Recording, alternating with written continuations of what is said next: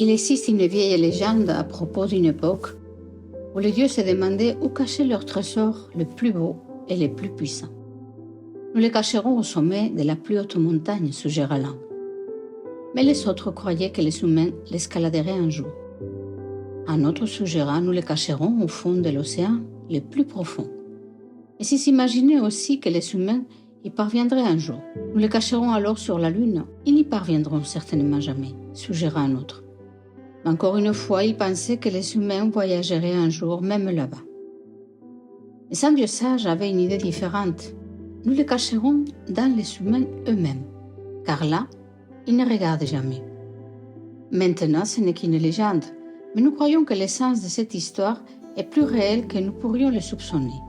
Qu'il y a en effet un trésor magnifique et puissant caché en chacun de nous, quelque chose que nous ne soupçonnons pas du tout. Comment pouvons-nous le découvrir? En apprenant à utiliser les outils et les techniques de l'autoconnaissance.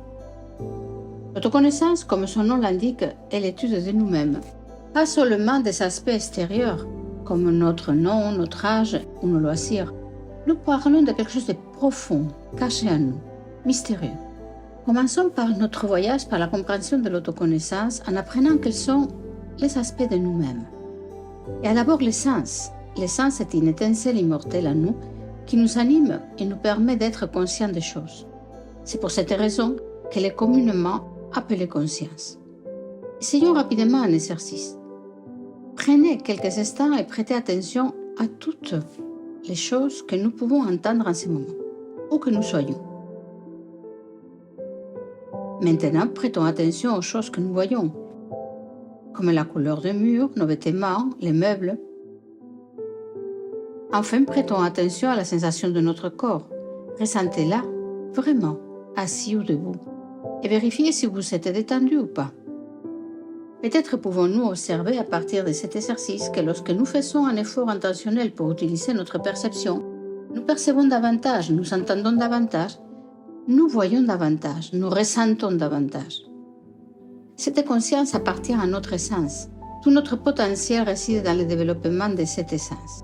Dans notre essence se trouvent nos qualités positives. L'intelligence, la créativité, la gentillesse, la patience, l'humilité, la sagesse et plus encore. Plus nous apprenons à nous concentrer et développer notre essence, plus ces qualités se développeront également en nous.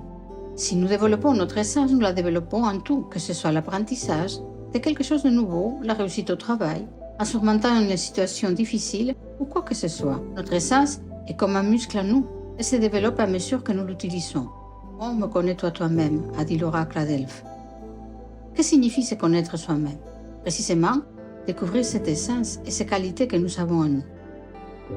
Au fur et à mesure que notre conscience grandit en nous, notre capacité à percevoir et à comprendre le monde qui nous entoure, y compris les mystères de la vie, grandit également. Parlons maintenant du deuxième aspect de notre psychologie, l'ego, ou mieux dire les égos, car il n'y en a pas un mais plusieurs.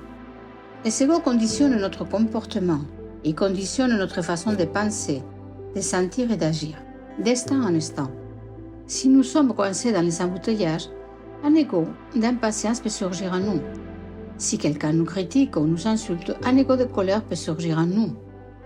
Si nous voyons notre partenaire ou la personne que nous aimons parler joyeusement avec quelqu'un, alors un ego de jalousie peut émerger en nous.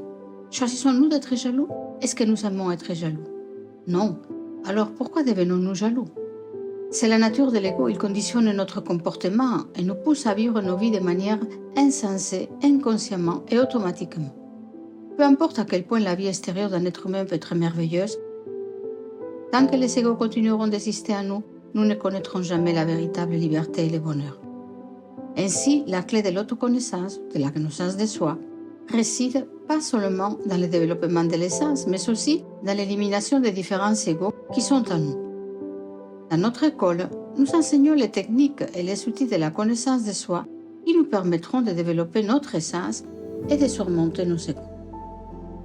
Plus important encore, la connaissance de soi n'est pas une question d'information, mais de pratique et d'expérience.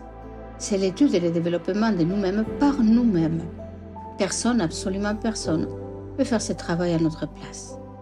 Sans le désir de nous améliorer nous-mêmes, la connaissance de soi serait impossible. La connaissance de soi est la clé pour découvrir notre propre trésor caché. Merci d'avoir regardé.